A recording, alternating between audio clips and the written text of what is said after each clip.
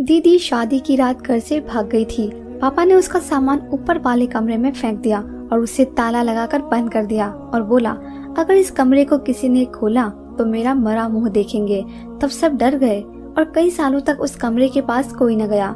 एक रात मैंने पापा को उस कमरे में दूध का गिलास ले जाते हुए देखा तो चुपके से उनके पीछे लग गई।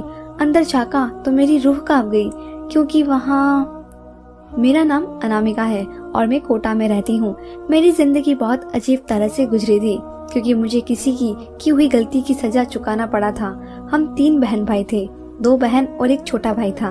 बड़ी बहन बहुत खूबसूरत और बहुत सीधी थी, पापा की आंखों का तारा थी। वह मुझसे भी ज्यादा बड़ी बहन से मोहब्बत करते थे, इसलिए मैं उनके नक्शे कदम पर चलने की कोशिश किया करती थी। वह आटा गूंथती तो मैं जिद करती कि मुझे भी आटा गूंदना है। वह खाना बनाती तो पापा उसके पके हुए खाने की तारीफ कर देते, तो फिर मुझे भी हर हाल में खाना बनाना होता था। शायद यही मेरी सबसे बड़ी गलती थी। मैंने तो सुना था पापा अंकिता दीदी से कहा करते थे कि तुम्हें सोच समझ कर कदम रखना है, क्योंकि तुमसे छोटी भाई बहन है, वो तुम्हारी ही नकल करते हैं। हमें भी तो यही गुमान था कि अंकिता दीदी कभी कोई गलत काम नहीं कर सकती, लेकिन वक्त ने साबित कर दिया कि यह सब तो हमारा भ्रम था। दीदी भी तो इंसान थी ना। इंसान की जिंदगी में तो ऊंच नीच दोनों शामिल है। जैसे कि मैंने पहले भी बताया था कि मेरी बहन बहुत ज्यादा खूबसूरत थी। अब अंकिता दीदी के लिए हर तरह से रिश्ते आने लगे थे। ऐसा लगता था जैसे रिश्तेदारों ने आपस में जिद ठान लिया हो कि अंकिता को तो हम अपने ही घर की बहू बनाएंगे। यूं हमारे रिश्तेदार पापा को मनाने की कोशिश में हर रोज हमारे घर के चक्कर काटने लगे थे। पापा ने सोचा कि अगर मैंने एक घर में अपनी बेटी को भेज देता तो दूसरे घर वाले मुझसे गुस्सा हो जाएंगे। इसलिए पापा ने फैसला किया कि दीदी की शादी खानदान से बाहर कर देते हैं। तब शायद पापा को इस बात का अंदाजा नहीं था कि वह कितनी बड़ी गलती करने जा रहे हैं। पापा को सोचना सही था कि दीदी की जिंदगी का इतना बड़ा फैसला करने से पहले उन्हें अपने पास बिठाकर उनसे दिल की बात का तो पता करने की कोशिश करते हैं। उनके सिर पर हाथ रखकर एक बार तो पूछ लेते कि बेटा, तुमने भी तो अपने भविष्य के लिए कुछ सोचा होगा। मुझे बताओ, अगर तुम्हारे दिल में कुछ है तो मुझसे शेयर करो। मुझसे शर्म आती है तो अपनी माँ को रास्ता बना लो। मगर अब उन्होंने इस मामले में घर के किसी भी इंसान की मर्जी जानने की थोड़ी सी भी कोशिश नहीं की। उन्होंने बाहर से ही किसी से बातचीत करके दीदी का रिश्ता तय कर लिया था। एक दिन पापा ने बोला, मैंने अंकिता का रिश्ता पक्का कर दिया है। बहुत अच्छे लोग हैं, हमारी बच्ची को बहुत खुश रखेंगे। मम्मी भी हैरान रह गई थी। सिर्फ मम्मी ही नहीं बल्कि हम पर भी बिजलियां गिर पड़ी थी। हम तीनों बहन भाई कमरे में बैठे हुए थे और एक दूसरे का चेहरा देख रहे थे। ये क्या हुआ और कैसे हुआ? अचानक कैसे लगी? राहुल, यह कैसे हो सकता है? बेटियों के रिश्ते ऐसे तय नहीं किए जाते। पहले लड़के वाले आकर लड़की को देखते हैं और बातचीत करने से लड़की वालों को भी अंदाजा हो जाता है कि आपकी बेटी का रिश्ता लेकर आने वाले लोग किस किस्म के लोग हैं। फिर जाकर घर बार देखना होता है। मुझे तो हैरानी हो रही है, आपने इतना बड़ा फैसला अकेले कर लिया और मुझसे पूछना भी गवारा नहीं किया। पापा बोले, औरतें कम दिमाग की होती है। जैसे हम मर्द सही फैसला करते हैं तुम लोग कभी नहीं कर सकती। अच्छा चलो, तुम्हारी तसल्ली के लिए कल मैं लड़के वालों को घर पे बुला लूंगा, फिर तुम उनसे मिल लेना। फिर मम्मी की आवाज नहीं आई थी, शायद वो बहुत परेशान हो चुकी थी। यही आदत दीदी की भी थी। वह कहने लगी, अनामिका, मेरे साथ क्या हो रहा है? वह बहुत ज्यादा परेशान थी। मैं उनके दिल की तसल्ली के लिए बोली, दीदी होना क्या है? आपके हाथ पीले होने जा रहे हैं, फिर घर में शहनाई बजेगी। दीदी सोच में पड़ गई थी। अगली सुबह मम्मी कहने लगी, अंकिता, आज अच्छे से तैयार हो जाना, तुम्हें देखने के लिए लड़के वाले आएंगे। दीदी शिकवा करने से खुद को रोक नहीं पाई। वो कहने लगी, मम्मी, हमें पापा को इस तरह भरोसा नहीं था। तब मम्मी चौंकी थी। उन्होंने अंकिता दीदी का हाथ पकड़ लिया और कहने लगी, मेरी बच्ची, मुझे बताओ, अगर तुम किसी को पसंद करती हो या किसी ने तुमसे शादी का वादा कर रखा है तो मैं तुम्हें यकीन दिलाती हूँ कि तुम्हारी पसंद के बिना शादी नहीं होगी। मैं तुम्हारी शादी वहीं पे कराऊंगी जहाँ तुम कहोगे। पर दीदी ने नहीं में सर हिला दिया था। वह कहने लगी, मम्मी, ऐसी बात नहीं है, फिर भी मेरे दिल में बहुत अजीब सा ख्याल आ रहा है। ऐसा लगता है जैसे ये शादी मेरे लिए खुशियाँ लेकर नहीं आएगी, बल्कि मेरे किस्मत के लिए बर्बादी बन जाएगी। मम्मी तो दीदी की बात सुनकर तड़प ही गई थी। ऐसी बातें करने से पहले यह भी न सोचा कि माँ के दिल पर क्या गुजरेगी। मम्मी ने जल्दी से दीदी को गले लगा लिया था। फिर वह लोग दीदी को देखने आ गए थे। वह बहुत बूढ़ी औरत आई थी और एक जवान सी लड़की। उन्होंने बताया कि लड़के की माँ कोमे में है, इसलिए दादी और बहन ही आई हैं। जब मम्मी अंकिता दीदी को अपने साथ ले आई तो लड़के की दादी ने खूब प्यार से देखा था। उस लड़की को भी दीदी अच्छी लगी थी। उसने तो अभी से दीदी को भाभी कहना शुरू कर दिया था और बहन ने सबसे नजर बचाकर दीदी के हाथ पर लड़के की फोटो रखी थी। उस लड़के का नाम रमेश है। जब मैंने दीदी के हाथ से लेके लड़के की फोटो देखी, वह तो बहुत ही खूबसूरत निकला था। दीदी भी उसकी फोटो देख शर्मा गई थी, जबकि मम्मी ने भी तसल्ली का इजहार किया था। वो कहने लगी, लड़के की दादी और बहन दोनों ही बहुत सीधी सादी सी हैं। रमेश से तुम्हारे पापा मिल चुके हैं। वो बता रहे थे कि लड़का भी बहुत सीधा साधा है। सच कहूँ अंकिता, मेरे दिल को बहुत बड़ी राहत मिल गई है। तुम बताओ, तुम्हारी क्या राय है? दीदी भी शर्माए शर्माए हामी भरी। मुझे इस रिश्ते पर कोई एतराज नहीं है। फिर हमारा घर खुशियों से भर गया था, लेकिन कोई यह नहीं जानता था कि यह खुशियाँ बहुत बड़ी मुसीबत साबित हो जाएगी। सब कुछ बहुत अच्छे से चल रहा था। दीदी भी खुशी खुशी हर चीज में हिस्सा ले रही थी। दीदी ने अपने पसंद से शादी का जोड़ा लिया था और अपने जूते भी तो खुद उन्होंने ही पसंद किए थे। इतना ही नहीं, बल्कि उन्होंने बारात के लिए सजावट अपनी मर्जी के मुताबिक की थी। सब कुछ अच्छा भला चल रहा था। किसी को नहीं पता दीदी अपने दिल ही दिल में क्या ठान कर बैठी है। हम सब बहुत खुश थे। मैंने तो हफ्ता भर पहले ही ढोलकी का इंतजाम कर लिया था। मम्मी ने मुझे मना भी किया कि लड़कियों की शादी में इतने दिन पहले ढोलकी नहीं लाई जाती, मगर मैं कहाँ मानने वाली थी। दीदी ने सारी तकलीफ को भुलाकर बहुत एंजॉय किया था, बल्कि अपनी फरमाइश पर हमसे गाने भी गवाया करती थी। मुझे तो ऐसा लग रहा था कि अगर वो शर्माती नहीं तो वो खुद भी हमारे साथ बैठकर गाने गाती। हर वक्त गुजरता गया और दीदी की बारात का दिन आ गया। दीदी बहुत से महंगे से पार्लर से तैयार होकर आ गई थी। उन्होंने अपने पसंद का कपड़ा पहना था। थोड़ी देर बाद बारात आ गई। मैंने जब रमेश को देखा तो हैरत से मेरी आंखें खुल गई थी। वह तो बहुत खूबसूरत था। मैंने सोचा कि जाकर दीदी को बताती हूँ कि आपकी किस्मत में तो शहजादा लिखा गया है। मैं जल्दी से भागकर अपने कमरे में गई तो वहाँ दीदी नहीं थी। मैं हैरान हो गई कि अभी तो मैं दीदी को यहीं पर छोड़ के गई थी, फिर वो कहाँ चली गई। मैं उनकी खोज में मम्मी के कमरे में गई तो वह भी खाली पड़ा था। मेरी फिक्र बहुत ज्यादा बढ़ गई थी। मैं जल्दी से बाहर आई और मम्मी को ढूंढने लगी। वह मेहमानों को खिलाने पिलाने में लगी हुई थी। मैं उनका हाथ पकड़कर कोने में ले गई और बताया दीदी नहीं है। मम्मी बोली अपने कमरे में होगी। मम्मी अपने कमरे में भी नहीं है और आपके कमरे में भी नहीं है। फिर मम्मी बोली यही कहीं होगी। मम्मी फिर मेहमानों में लग गई। वह इस तरह बात कर रही थी कि उन्हें किसी चीज के गलत होने का अंदेशा ही ना हो। तब मैंने मम्मी का हाथ पकड़कर झिझोड़ कर दिया। मैं बोली मम्मी मुझे बहुत घबराहट हो रही है। तब वह बोली चलो पहले तुम्हारी घबराहट को मैं दूर करूं। मम्मी मेरे साथ आ गई। हम दीदी को एक कमरे से दूसरे कमरे में और दूसरे कमरे से तीसरे कमरे में ढूंढते रहे, मगर वह नहीं मिली। दोनों के चेहरे की रंगत उड़ गई थी और तब पापा को फोन हुआ था। पापा कमरे में आए। उनकी आंखें भी रेड हो गई थी। शायद उनके दिमाग में ये मुसीबत उतर गया था कि उनकी चहेती बेटी इज्जत को तार तार कर गई है। पापा कहने लगे अंकिता से कहो कि पंडित जी आ गए हैं। मम्मी रोते हुए बोली अंकिता नहीं मिल रही है।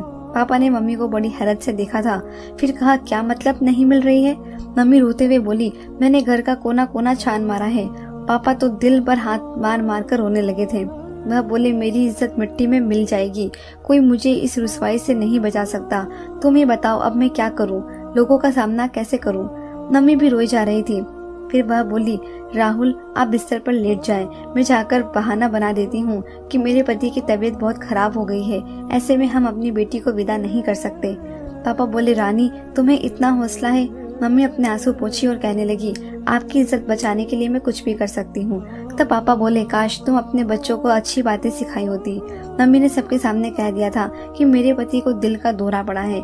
ऐसे में हम अपनी बेटी को विदा नहीं कर सकते। मेहरबानी करके आज बारात वापस ले जाएं।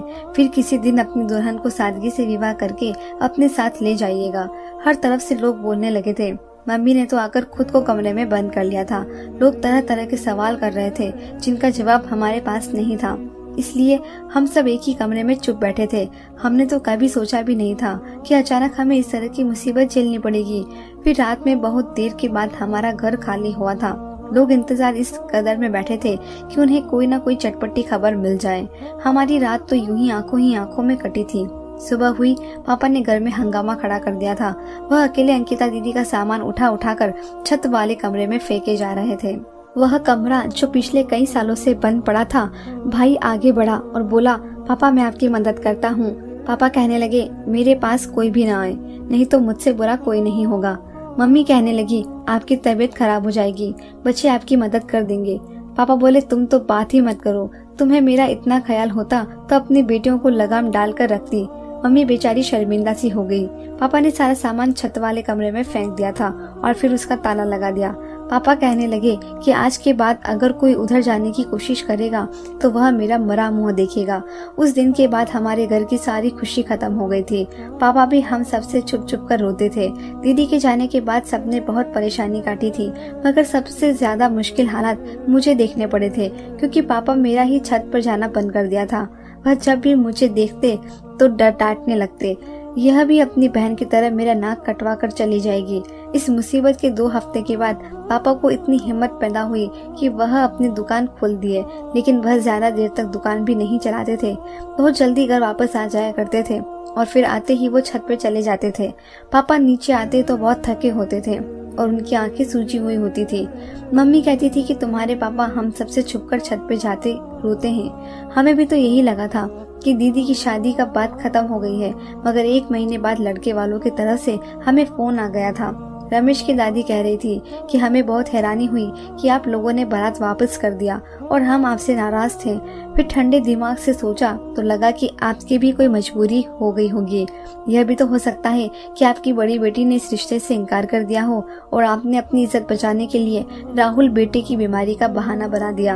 अगर ऐसी कोई बात है तो हमें इस पर भी कोई एतराज नहीं है। आप सिर्फ किसी एक बेटी से विवाह कर दें। अगर आप बड़ी बेटी न माने तो अपनी छोटी बेटी रमेश के लिए दे दें, क्योंकि हमने बहुत से घरों में रिश्ता ढूंढा है, मगर आपकी बेटियों की तरह कोई लड़की नहीं मिली है। इसलिए हम चाहते हैं कि किसी न किसी तरह हमारी रिश्तेदारी आपसे हो जाए। मम्मी ने फोन बंद कर दिया और मम्मी मुझसे बोली अनामिका तुम बताओ, तुमको ये रिश्ता मंजूर है? मैंने हाँ कर दी और बोली मम्मी दीदी के जाने के बाद पापा ने जिस तरह से मेरा जीना दूभर किया हुआ है वह मुझे नफरत की निगाह से देखते हैं। मैं तो यही चाहती हूँ कि दिन से रात ना हो और मैं यहाँ से हमेशा हमेशा के लिए चली जाऊँ, कभी लौटकर वापस न आऊँ। मम्मी मेरे गले लगकर रोने लगी थी। वह बोली बेटी हमारे नसीब में यही लिखा है, किसी की किए की सजा हमें मिलती है। मैं चाहती हूँ कि तुम्हारी किस्मत बदल जाए, मगर मैं क्या करूँ, मैं तो खुद मजबूर हूँ। मम्मी इस कदर टूटी हुई थी कि मुझे उनकी हिम्मत बढ़ानी पड़ी थी। मैं बोली मम्मी अब गुस्सा मत हो, भगवान सब भला करेगा।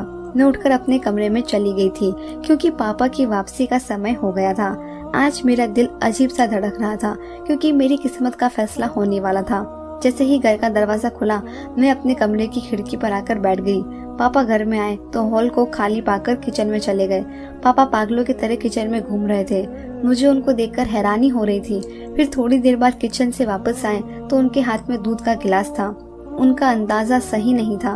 वह इधर उधर देख रहे थे जैसे कोई बड़ी चोरी करने का काम कर रहे हो। हालांकि वह इतनी बड़ी बात नहीं थी। एक मर्द अपने घर के किचन से 1 गिलास दूध क्या जितना दिल चाहे दूध ले सकता है। फिर पापा गिलास पकड़कर धीरे धीरे सीढ़ी चढ़ने लगे और वह छत पे चले गए। आज तो मेरी नजरों ने देखा था, यह बहुत आम सी बात थी, मगर मुझे पापा पर शक हुआ।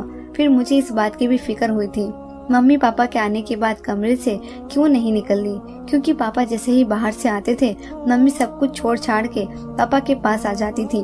फिर खाने को पूछती थी और फिर ताजा फुल्की बना देती थी। मैं छुप कर मम्मी के कमरे में गई तो पता चला कि वह तो सो रही हैं। पापा आधे घंटे बाद छत से उतर आए थे। उनकी हालत अजीब सी हो रही थी। जिंदगी में पहली बार मुझे अपने पापा पर शक हुआ था, क्योंकि इसका जवाब फिलहाल मेरे पास नहीं था। फिर मम्मी भी नींद से जाग गई तो पापा के लिए खाना बनाने लगी थी।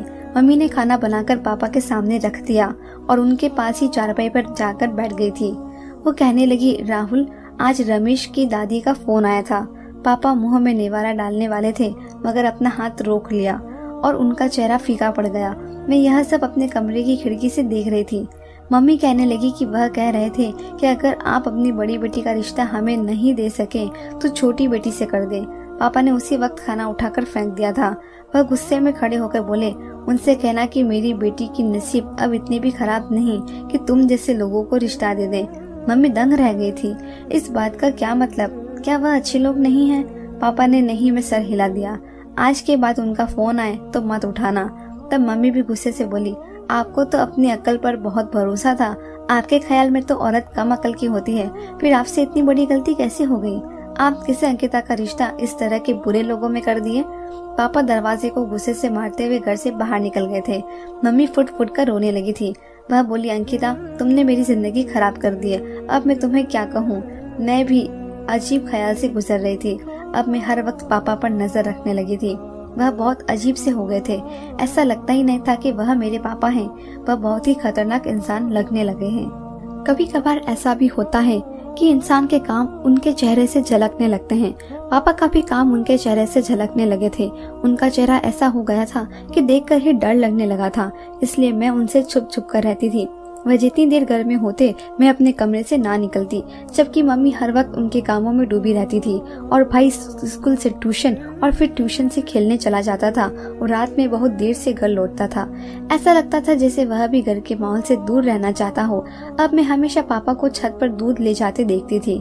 समझ नहीं आता था कि वह दूध का गिलास ऊपर क्यों लेके जाते हैं। अब मैं इस बात को लेकर बहुत परेशान रहती थी। इस वजह से मुझे नींद भी नहीं आती थी। मैं सारा दिन अंकिता को याद करने लगी थी। अंकिता दीदी मेरी हमदर्द दोस्त थी। काश कि इतना गलत कदम नहीं उठाई होती। बहुत रात हो चुकी थी। आसपास के कुत्तों की भौंकने की आवाजें आ रही थी। मैं उठकर अपने कमरे की खिड़की पर बैठ गई थी। तब मुझे कुछ अजीब सा महसूस हुआ था। कोई हमारे हॉल में टहल रहा था। मैंने गौर किया तो कोई नहीं बल्कि मेरे बाप था। मैं चौंक कर रह गई थी। पापा को अंदाजा लग गया था जैसे वह बहुत परेशान हो। मुझे आज उन पर तरस आने लगा था। मैं सोचने लगी कि काश पापा ने हम दोनों के बीच इस कदर दूरी ना बनाई होती तो मैं उनके पास चली जाती, उनका दुख दर्द बांट लेती। थोड़ी देर तक पापा हॉल में टहलते रहे और फिर वह किचन की तरफ बढ़ गए।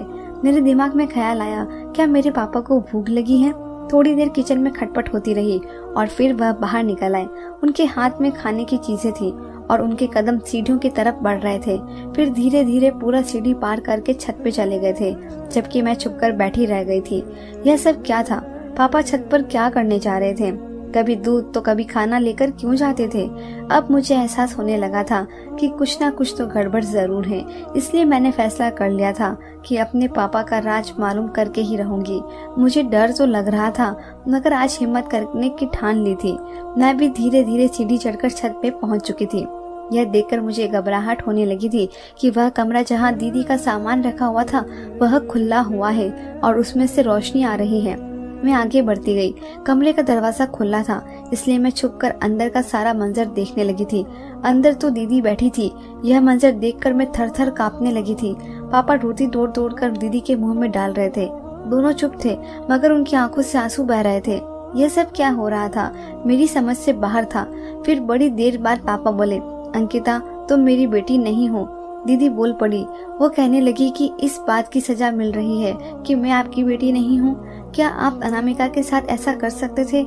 पापा बोले, अंकिता, मैं तुमसे बहुत प्यार करता हूँ मगर तुम जानती हो मैं ये सब अनामिका के साथ कभी नहीं कर सकता।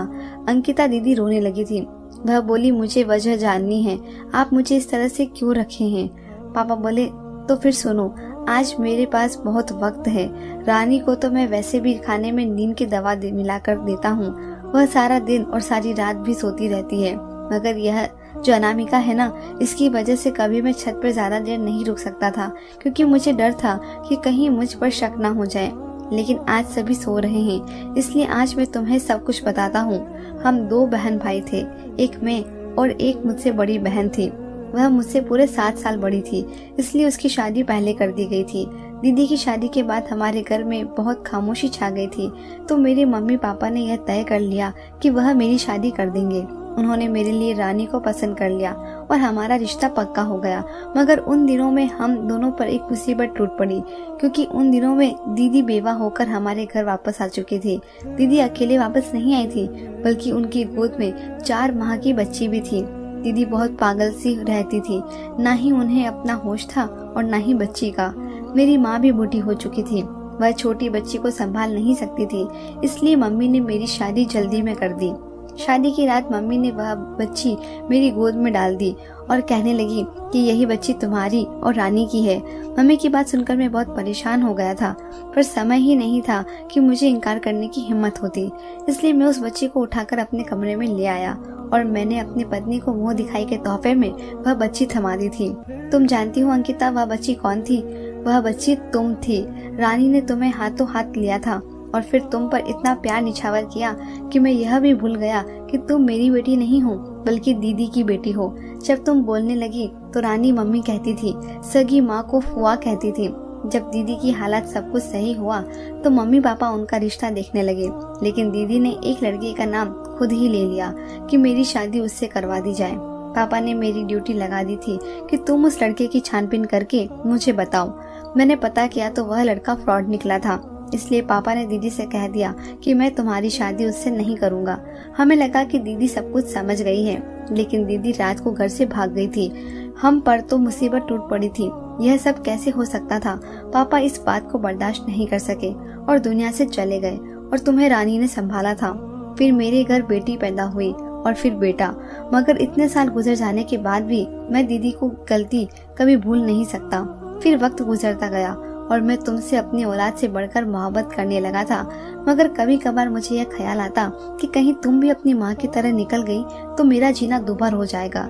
इसलिए मैंने जल्दी से तुम्हारा रिश्ता ढूंढा और तुम्हारी शादी तय कर दी। लड़के की माँ कोमा में थी, मगर दादी और बहन तो मौजूद थी, इसलिए मैंने सोचा कि चलो शादी जितनी जल्दी हो जाए उतना ही अच्छा है। मगर पता है क्या हुआ? जिस दिन तुम्हारी बारात आई थी, लड़के की माँ ठीक होकर बारात में शामिल होने के लिए आ गई। तुम जानती हो कि वह कौन थी? लड़के की माँ मेरी दीदी और तुम्हारी सगी माँ थी, यानी वो लड़का रमेश तुम्हारा भाई था। मैं यह सब देखकर बहुत परेशान हो गया था, इसलिए तुमसे कहा कि छत पर आकर मेरी बात सुनो, और फिर मैंने तुम्हें छत वाले कमरे में बंद कर दिया।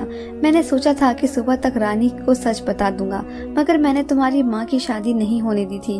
वह घर छोड़कर भाग गई थी। मुझे ख्याल आया अब तुम्हारी शादी भी नहीं हो सकी तो कहीं तुम भी घर छोड़कर ना भाग जाओ, इसलिए मैंने तुम्हें यहीं पर बंद करके रखा। मगर तुम यह ना समझना कि अपनी बहन की बेटी को मैं यहाँ बंद करके मैं अपनी औलाद से प्यार करता रहा हूँ। जिस दिन से तुम्हें यहाँ बंद किया मैंने अनामिका से भी बात करना छोड़ दिया है। तुम्हें इस बंद कमरे में करके रखा है तो अनामिका के साथ भी मैं बहुत सख्ती से पेश आता हूँ। वो कहने लगी, पापा अगर मैं घर से भाग जाती तो भी आपकी इज्जत मिट्टी में मिल जाती। आपने मुझे यहाँ बंद करके भी तो अपनी इज्जत को मिट्टी में मिला रखा है। लोग तो बातें बनाते ही होंगे कि अंकिता घर से भाग गई होगी, तभी तो उसकी बारात खाली लौटा दी गई। अभी वह दोनों बात कर ही रहे थे कि सुबह हो गई। पापा जल्दी से उठे और बोले, अंकिता बेटी मुझे माफ कर देना, अब मैं जा रहा हूँ। हो सकता है कि किसी की आँख खुल जाए।